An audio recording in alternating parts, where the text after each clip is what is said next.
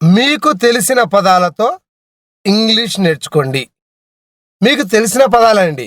మీకు తెలియని పదాలతో కష్టపడుతూ మీరు ఇంగ్లీష్ నేర్చుకోవాల్సిన పనిలే. మీకు చాలా పదాలు తెలుసు. ఆ తెలిసిన పదాలతోటే చిన్న చిన్న పదాలతోటే మీరు ఇంగ్లీష్ నేర్చుకోవచ్చు. ఇప్పుడు కీ ఉంది సూత్రంతో స్పోకెన్ ఇంగ్లీష్. కీ ఉంది ఏంటనేది ఈ సూత్రం వివరంగా తెలుసుకుందాం. ఓకే, ఈ వాక్యాలను ఇంగ్లీష్లో ఎలా చెప్పాలి? రాముడికి ఒక కుక్క ఉంది. ఆ కుక్కకి తోక ఉంది. ఆ తోకకి మట్టి ఉంది. వీటిని ఇంగ్లీష్లో ఎలా చెప్పాలి? సూత్రంలో ఏం చెప్పుకున్నామండి? కీ ఉంది అన్నాను. అంటే రాముడికి చివర్లో ఉంది, ఒక కుక్క ఉంది. అట్లనే ఆ కుక్కకి తోక ఉంది, చివర్లో ఉంది ఉంది ఉంది. అట్లనే ఆ తోకకి మట్టి ఉంది. కీ ఉంది, ఇది మీరు మైండ్లో రిజిస్టర్ చేయాలండి. మీకు మైండ్లో రిజిస్టర్ అయిపోవాలా. కీ ఉంది, కీ ఉంది వచ్చినప్పుడు ఎలా ఆ సెంటెన్స్ మనం ఇంగ్లీష్లో చెప్పాలి? ఇప్పుడు ఇక్కడ ఇలాంటి ఈ మూడు వాక్యాలు మీరు కరెక్ట్గా చెప్పగలిగితే ఇలాంటి కొన్ని వేల వాక్యాలు మీరే సొంతంగా చెప్తారు ఆ సూత్రం సహాయంతో. నేను ఇక్కడ ఎక్కడ గ్రామర్ పాయింట్ చెప్పట్లేదండి. గ్రామర్ నేర్చుకుంటే మీకు గ్రామర్ నేర్పితే మీకు గ్రామర్ వస్తుంది.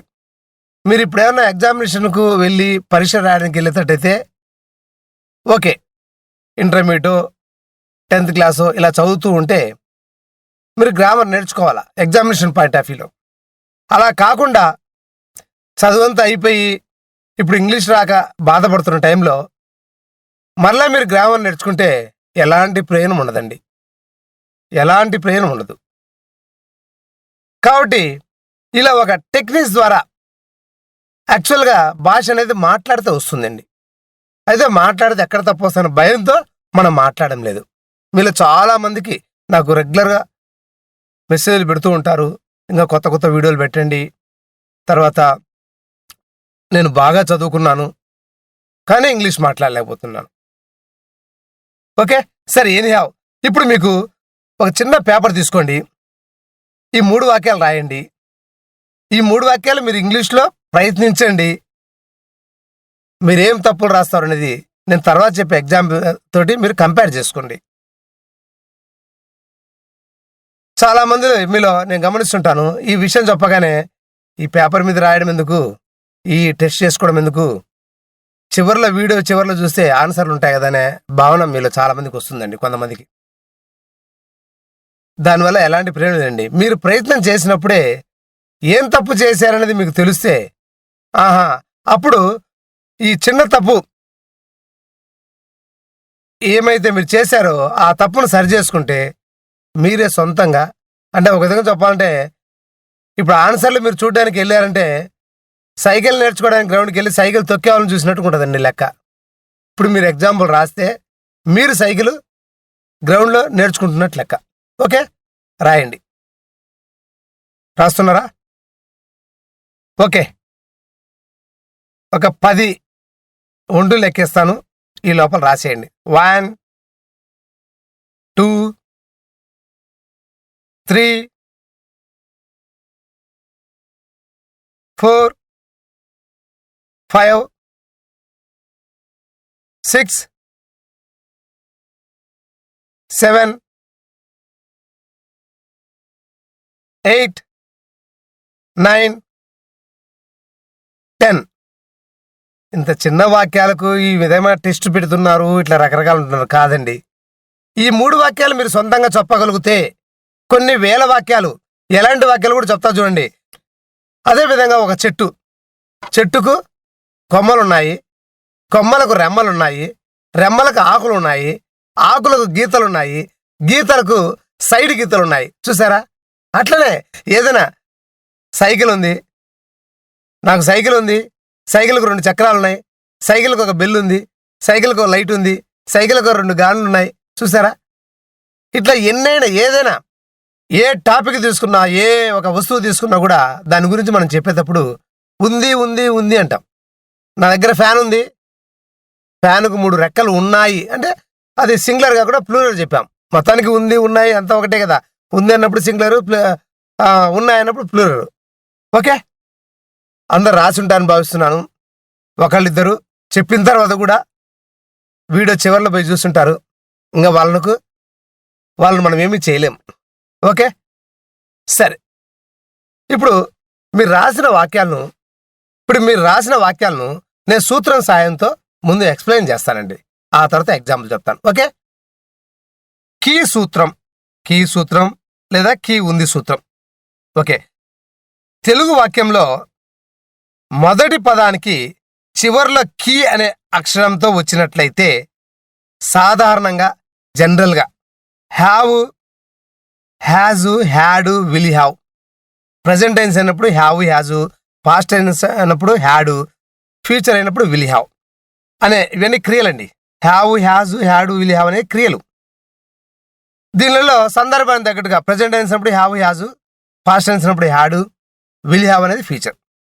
ఇక్కడ మీకు ప్రజెంట్ టెన్స్ అంటే ఈ వాక్యము, పాస్ట్ టెన్స్ అంటే వాక్యము, ఫ్యూచర్ టెన్స్ అంటే వాక్యం మీకు చెప్పాల్సి మళ్ళా. పెన్ను నా దగ్గర ఉంటే ప్రజెంట్ టెన్స్, ఇంతకుముందు ఉండేది కాస్ట్లీ పెన్ అన్నప్పుడు పాస్ట్ టెన్స్, ఫ్యూచర్లో కాస్ట్లీ పెన్ను కొంటానన్నప్పుడు నా దగ్గర ఉంటుంది ఫ్యూచర్లో అన్నప్పుడు విల్ హ్యావ్. అక్కడ మీకు డీటెయిల్గా డిస్కస్ చేయట్లేదండి.